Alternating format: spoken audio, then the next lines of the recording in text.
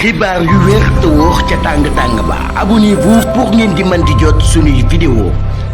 mbégteek bànneex la ñu am yéen ñi nga xam ne yéen a ñuy topp ci chaîne bii di Buzz 221 HD ni ñu koy defee saa su ne rek di leen indil ay xibaar la ci gën a fes nag ki nga xam ne moom moo di Diégo Diop nekkoon ci gouvernement bu Macky Sall ginnaaw xibaar yi nga xam ne nag jotoon nañu ko ñuy wax ne dafa génn li nga xam ne nag moom moo di réew mi ñu ngi koy xool ci li nga xam ne nag moom moo di frontières yi waaye itam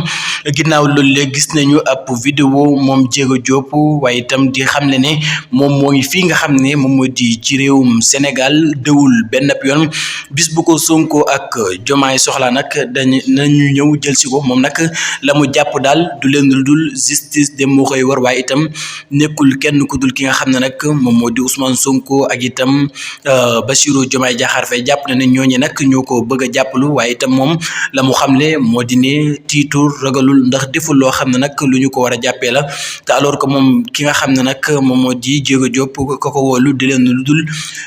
justice moo woolu ki nga xam ne nag moom moo di Diégo Diop moom nag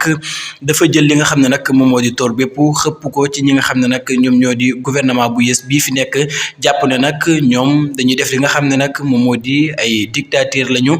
kon nag loolee nag la Diégo Diop daal di xam ne mi ngi ci réewum Sénégal bis bu ñu ko soxlaa nag ni ñu ñëw jël si ko waaye itam wane nañu ab convocation boo xam ne nag bindoon nañu ko moom wuyuwul